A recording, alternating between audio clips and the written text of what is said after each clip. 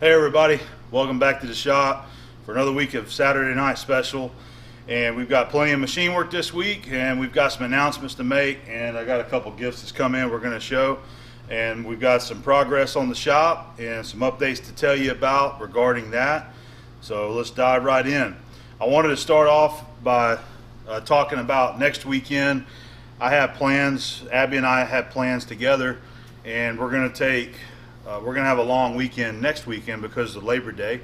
I'm taking Friday off as a vacation day from work, and we're going to take a little road trip down to Tallahassee to visit my cousin Alex. But along the way, we're going to stop at a couple parks.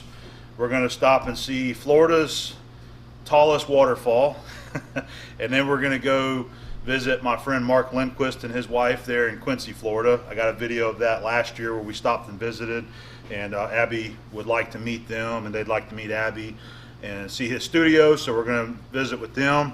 And then we're going to go to Tallahassee, and then Saturday we're all going to go to the Florida Caverns, which is a really cool place. It's like, you know, underground, it's the caves, and I haven't been there since I was a kid. So we're looking forward to that, and I'm going to be taking my camera with me and getting some video, so this will be part of my, you know, exploration playlist videos that I'll be, you know, making videos for that side of the channel there. And we're also going to go to Wakulla Springs next weekend as well. Another place I haven't been to since I was a kid, and it's a beautiful natural spring there, and I believe it's Wakulla County, and it's a place you can go swimming, and they got boats there that take you on riverboat tours. It's a really natural, beautiful place. There's several places like that in Florida that have the natural springs, and it's just absolutely gorgeous. So we're looking forward to the long weekend, getting out of the shop, you know, Abby getting out of her work, and let's have a little bit of R&R and see some of Florida's state parks, and have some fun and get to visit with Alex. So we got plenty of video that I'm going to take next weekend, and I look forward to sharing all that with you here on the channel later. Okay. All right. As far as the shop goes, I've got progress with the new air conditioner. I don't know if you can see that from right there. Maybe you can. So Fernando helped me out this week, and he come out and he worked a couple days and got the new air conditioner installed, and it's working great. It's very quiet, very efficient. We've got a thermostat set over there by the entry door, and I've had it set to 77. I had it on 78 yesterday, and I wanted to bump it down one and then come home from work and come out here and see what it's like, and it's very comfortable out here in the shop. We've got a couple thermometers here so this is a very big Ashcroft thermometer that I had bought at the flea market a while back. So now I had that sitting right up here on the toolboxes, so it's down here on the cooler side of the shop, and it's saying it's about 72 degrees Fahrenheit in here. All right, I got one more thermometer right here. This is from PTC Instruments, and it's showing somewhere right along in that same range, around 72, 74 degrees, somewhere around that range there. So that's the current temperature down here. Obviously it's a little bit warmer on this end just because we got the one duct there. That was to simplify things, make it as a quicker install, less money, don't need to run a duct all the way down the shop. It feels great in here. As soon as you open that door, you just get blasted with nice, cool, crispy air, as Fernando likes to call it, which is what I like down here in Florida. It's just fabulous to have a shop where you're not sweating, it's hot, you don't have to have the fans blowing and creating a bunch of noise, especially for the videos. So that's all going on, and that's all finished up. I did have to take the American flag down because it was right in the way, so I've got to try to find a new spot for that, possibly over on the other side, but I don't know yet, but I'm going to work on that here pretty soon. So that's what's going on. I did get a couple video clips to share with you. We're going to throw in that into this video so you can kind of see the progress on the 2 days there on what we did. And I'm meeting tomorrow with the contractor for the shop work, and I'm hoping that we can strike a deal there. It sounds very promising, and I'm looking forward to getting started on this and getting going. You know, I've had bids from different guys, and you know, the prices fluctuate quite a bit, and so I feel very good about this guy that I'm meeting with tomorrow, he sounds very reputable. He was recommended, and he just sounds like he knows what he's doing. So trying to do things a little different this go around, and it's hard not to rush this, but it's just been dragging on now for 2 months, and I'm starting to get impatient, but I know that it's going to work out and it's going to get done. It's just going to take time. He even told me that before they can even start on it, it's going to be 2 or 3 weeks probably before they can get out here, just because, you know, they have ongoing jobs that they have to complete first. And I mentioned last week about the concrete, and this particular contractor for the concrete, I feel very good about him, even though he's a little more on the high side of the price range.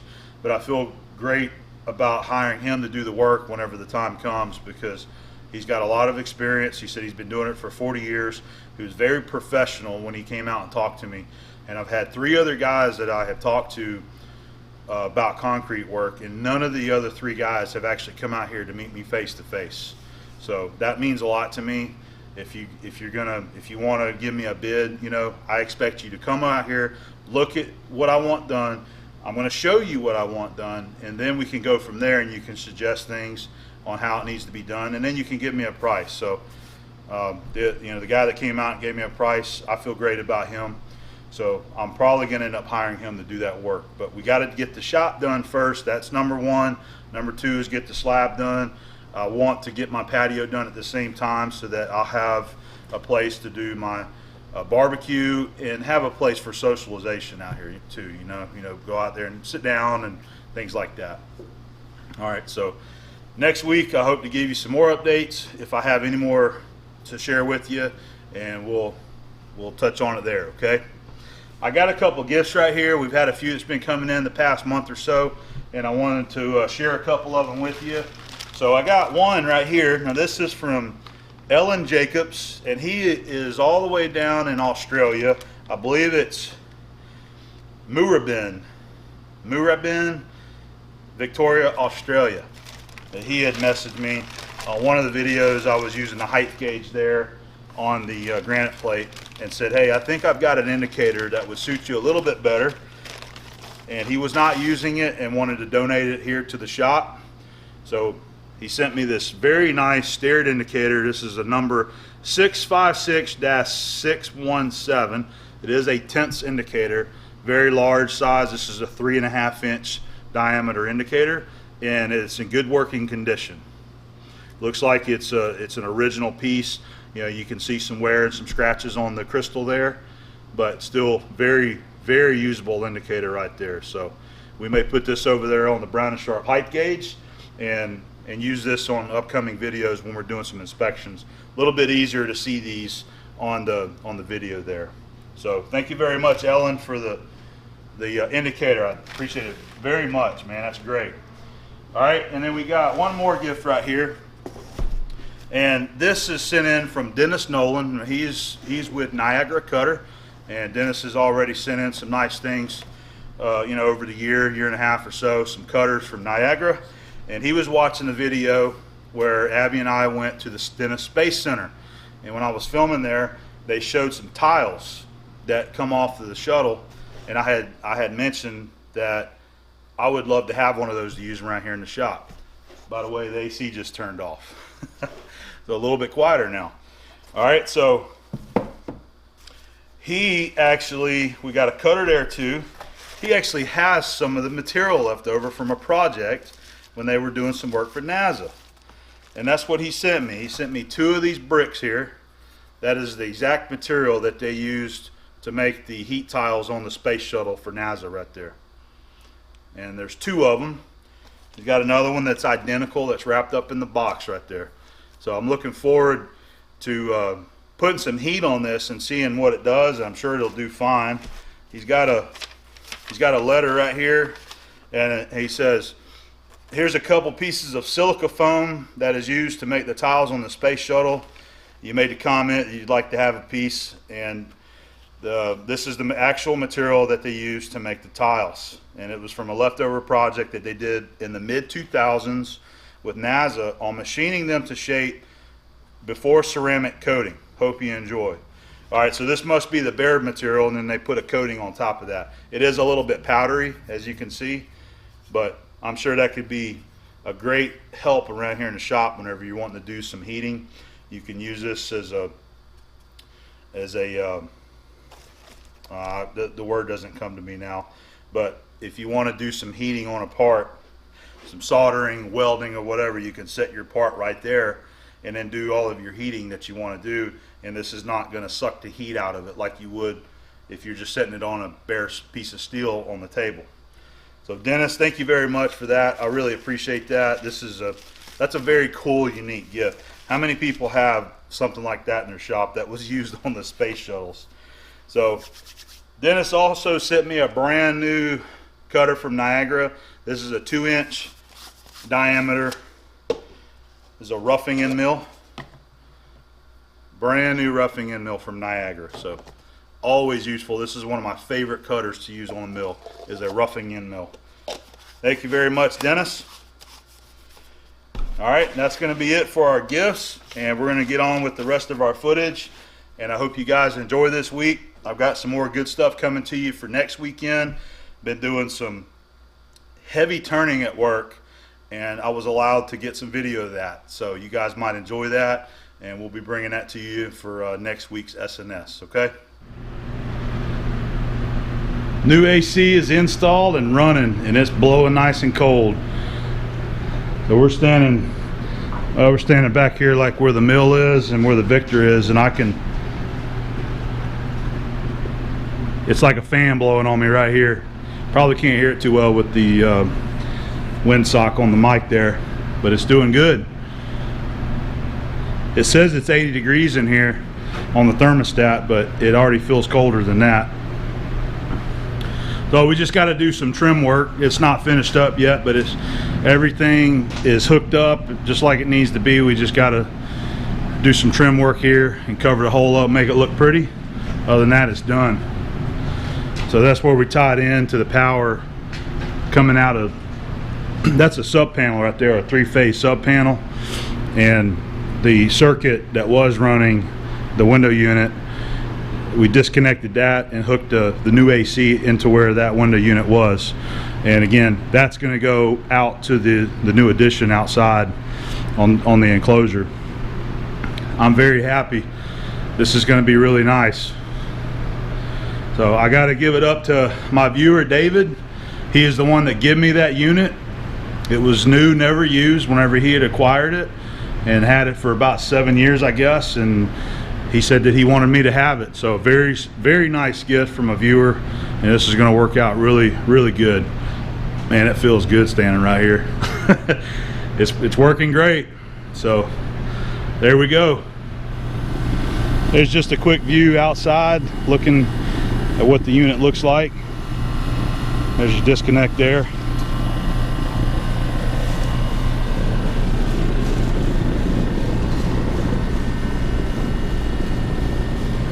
Nice and quiet.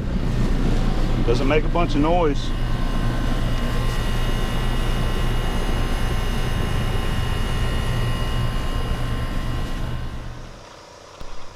This is a broken bolt removal job I had to do at work here this past week. One of my co-workers was building this gearbox and discovered that it had a broken bolt in it. And all the guys are pretty good about bringing that stuff up to the shop now whenever they discover those. If they can't tap them out with a punch and a hammer themselves, they know not to try to go in there and drill them out and extract them themselves. I always like to just put them in the mill and use drill bits, especially the left-hand drill bits, which is what we're going to use for this job right here. I started out there with I started with an end mill to flatten it out. Then I used a center drill to get a hole in the center, and that is my drill index that we got from Drillco. Very reasonably priced for those. They're not too bad, and it's definitely worth having. But that is the 16th sizes from, I believe, 1/16 up to 1/2 inch.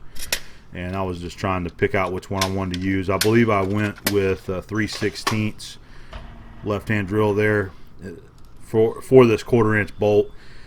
I didn't know if I wanted to go with a smaller one or a little bit bigger or what, but we went with a 3/16. And what you want to do with these left-hand drill bits is run it a lot slower than what you normally would, and you put a lot of feed pressure on it in an attempt to try to get the drill to grab the bolt and pop it loose, and naturally it will spin out of the hole. So I had some success here, which you'll see coming up. There's the bolt walking right up out of the hole. The drill bit did its job.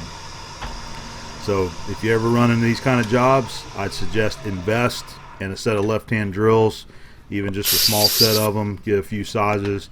You'll be glad that you did. And you can see that drill really bit down into that bolt there, and that's another reason why I like to center drill it, because that gives that drill bit a nice place to get in there and bite it and spin it out. This little guy right here was the cause of much frustration in my coworker's weekend. He said that it needed a driver update, which after he did, crashed his computer, and he had to like reinstall the software in his computer. Right? That's right. So he went and got a new mouse. This one's going to get donated to the landfill.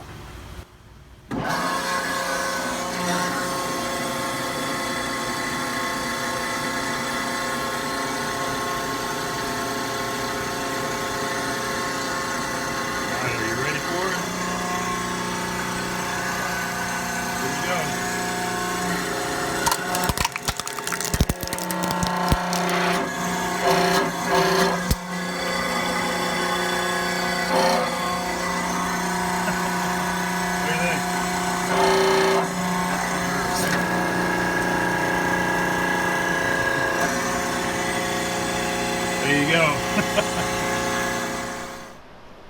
We got us a fairly small machining job here in the shop. This is going to be a little collaboration that I'm doing with Brad Jacob. And Brad's got his own YouTube channel. If you don't know him, his business is called Maple Lane Machine, and he's also on YouTube, Basement Shop Guy. So I'll have the card up there in the video, and so you can check his channel out. But Brad had reached out to me, and this is a job that he's doing for a customer. Basically some stainless steel washers. And I know this has to do with the surgical equipment that he builds for his customer there. But he had contacted me because he was having difficulty parting this off.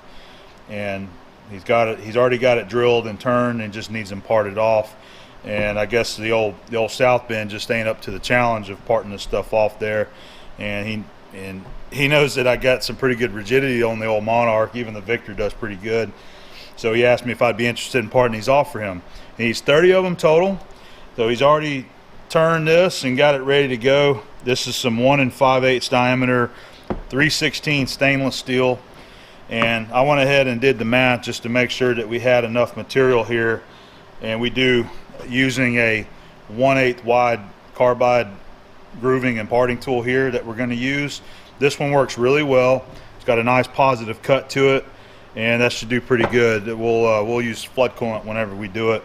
And after parting 30 of them off and including the 0.120 inches of the tool, it should give us 1.5 inches of material left over. So hopefully we'll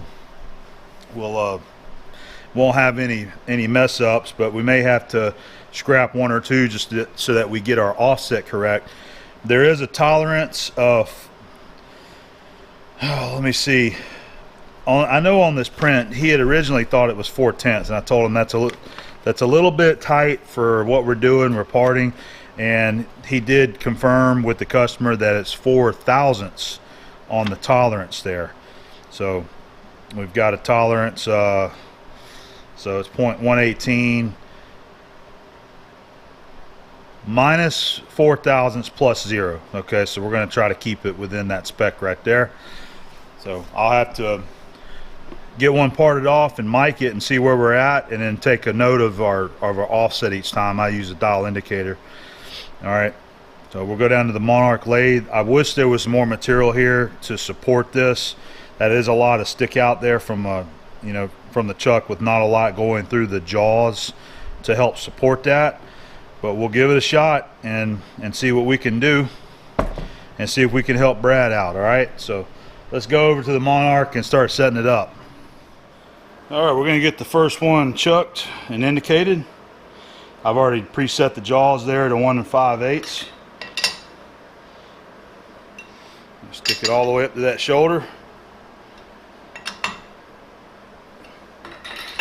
And we'll get her indicated.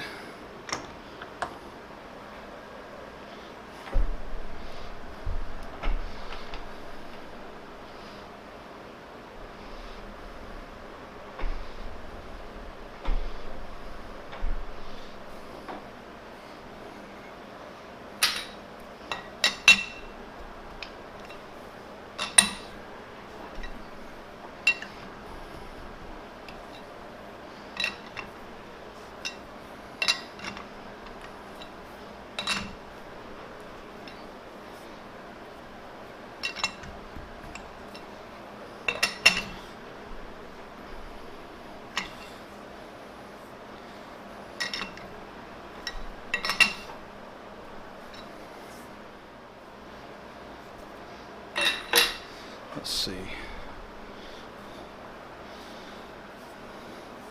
That's pretty good up by the chuck. Let's get it out here and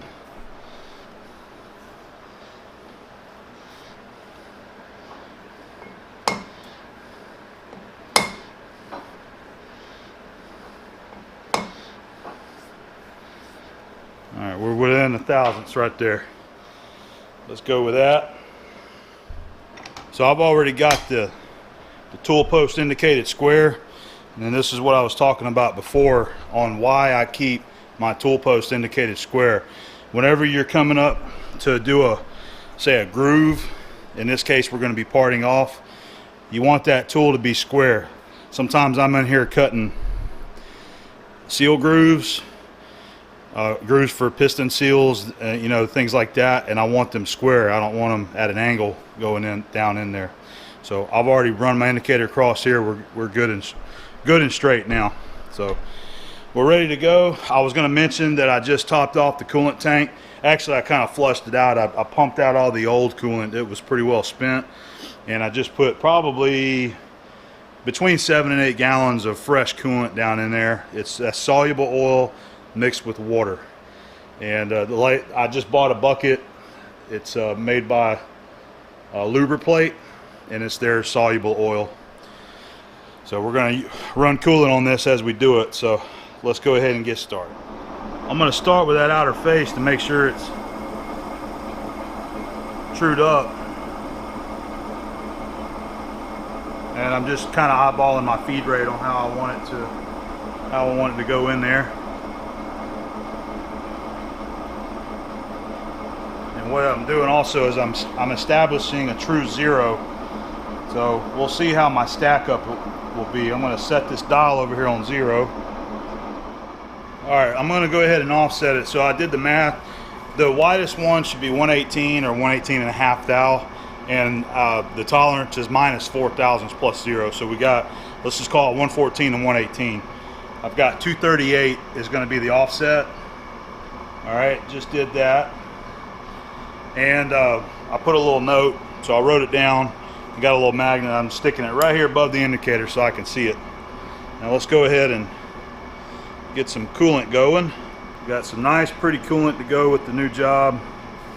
Nice milky color. All right, let's see how we do.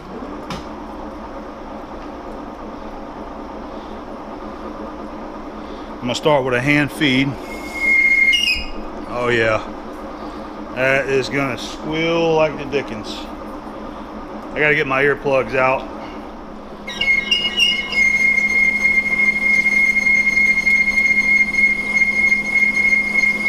That's a hand feed. Just checking everything out. I'm gonna back off. I got my big file here.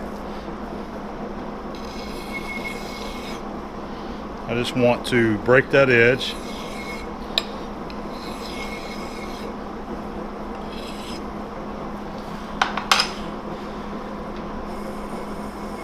Let's go back in with it.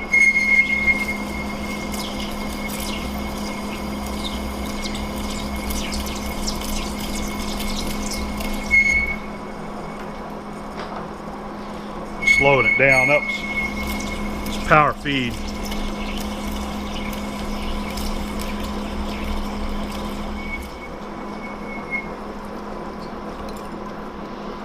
Okay.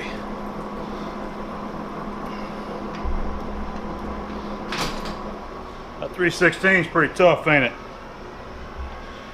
What I want to do is go ahead and check this one. Alright, coolant did its job. It's nice and cool. I'll probably slow the feed rate down. Let me get my mic. I did something wrong. I'm oversized. I'm 125. Alright, I don't know what I did there. I must have bumped something.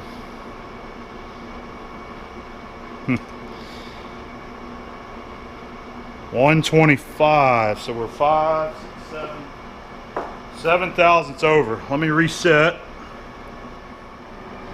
Okay, I'll set it again. It should be 238.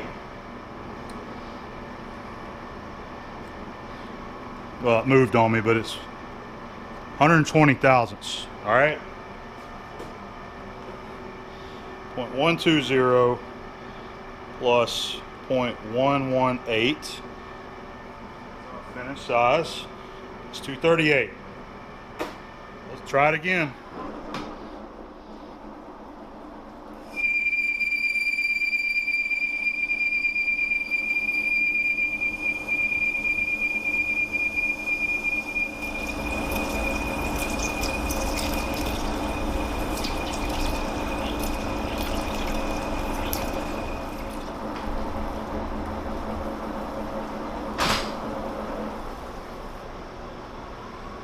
Okay, let's try it again. Yeah, I got a little bit of tearing in there. See, I'm not liking what's going on here. Is that tool? All right, I hit 117 that time, so actually I think we were right on. We were right on what we wanted. I got 117, but I don't like the finish on that. So I parted a few more off. I think I've got it. I think I got everything where I want it to be now. Seems to be going like plus minus a thousandths every time, but I'm getting pretty consistent with it now. I'm locking the carriage over here using the Allen wrench. I sped it up and I slowed the feed rate down. That is the slowest this cross feed will feed here. So let's do another one. I'm just letting it auto feed all the way in there. And as it gets in there a little ways, I'm going to come in here and deburr it and get it back out of the way.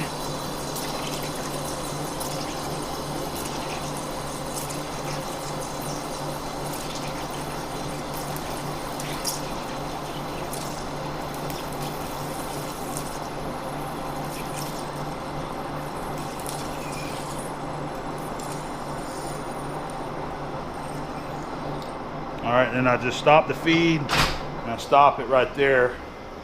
And by the way, I did switch out that insert. I flipped it around to a good edge, to a new edge anyway. All right, we're getting a better finish now. That's a pretty decent finish. If I stop it to do the filing, it just messes up the finish there. That's why I'm trying to go into it and then file it at the same time, just so that it doesn't interrupt the surface finish there.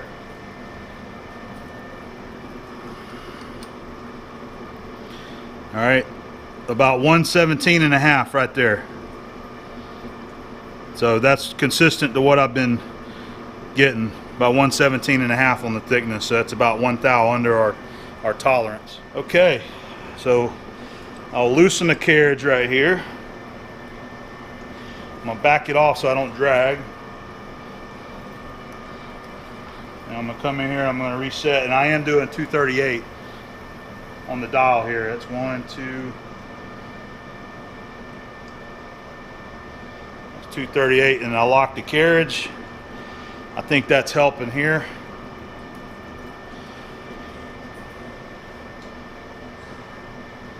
And then once I start, I reach in here with the Noga.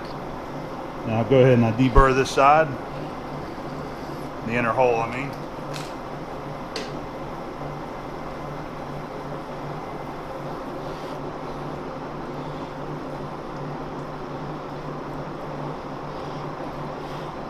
as we get closer to the chuck, it's trying to sling it.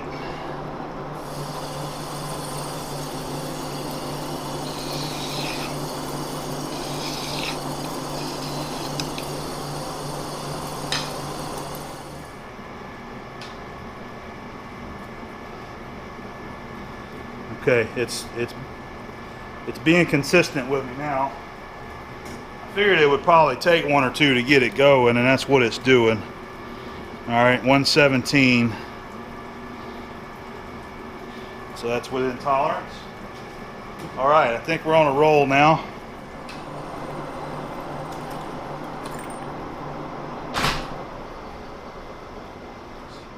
$117 with the mic right there. So we're good to go. All right, I'm gonna keep parting them off and I'll bring you back later. Working on the second bar now. I think I've got my routine figured out. On our speed, we're running 319 RPM. That seemed to work a lot better. And I'm still sticking to that real low feed rate here.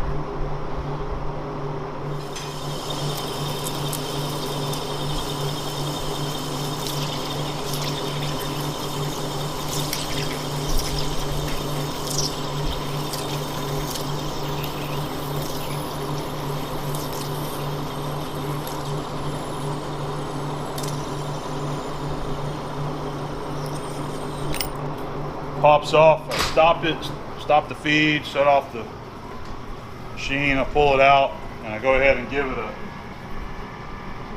check with the mic.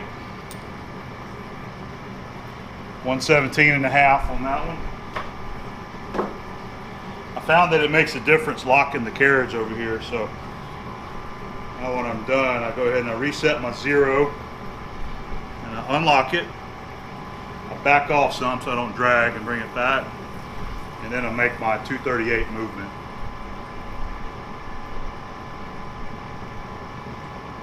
And then once we got it set, relock the carriage.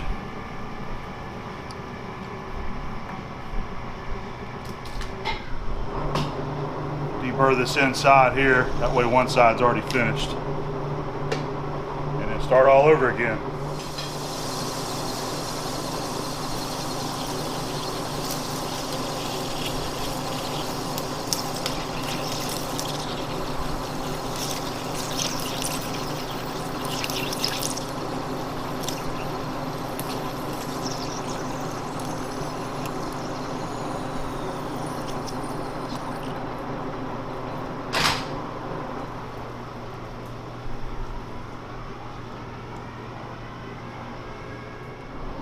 It's all about cutting it close on this one. Look how close that tool is to that chuck jaws.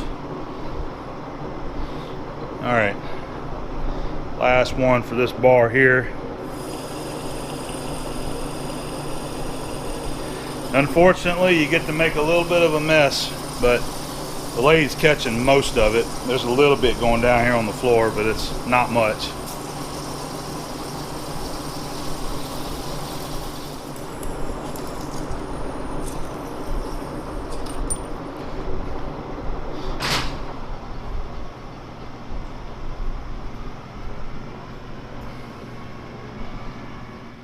So we got the 30 good ones parted off, and I've got 6 of them here that are oversized. They're actually over the tolerance, and they range from I believe it's like 1 to 4 thousandths over the tolerance. But these 3 groups right here, they're all very close to the high end of the tolerance. There was one in here somewhere that was real close to the low end of the tolerance, and then there's one that doesn't have that good of a finish on that one side right there. But I believe Brad had mentioned that he's got a some kind of step collet of some sort that he could machine, you know, and put these in and face them off if they were too thick. So, you know, I'm going to give him all this stuff back. So if he wants to make some better looking ones or finish these 6 out, he can do so. So these are what's left of his slugs. So we still got to deburr it, so that's the next phase right there. We're going to go ahead and get that done and try to get this finished out here. So parts like that with that burr left on it can sometimes be a little tricky to get deburred. If the part isn't very critical, you can sometimes take a file or something flat and tap on it like that and it'll knock it off. But you can use a vise like this. This is an old milling vise with some hard jaws. Just hold it in there like that, tap on it with a dead blow, shear it right on off there.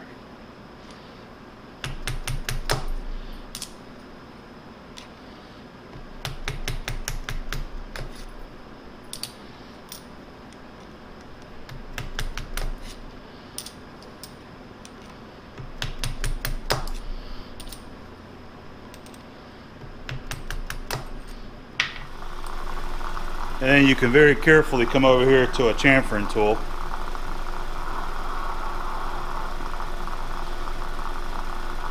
Just use your fingers because that's your clamping pressure right there. Just lightly deburr. Now I was using this too, but this is a little bit tougher without actually clamping it. It tries to spin on you, but you can do it that way too. I'd just rather do it like this here.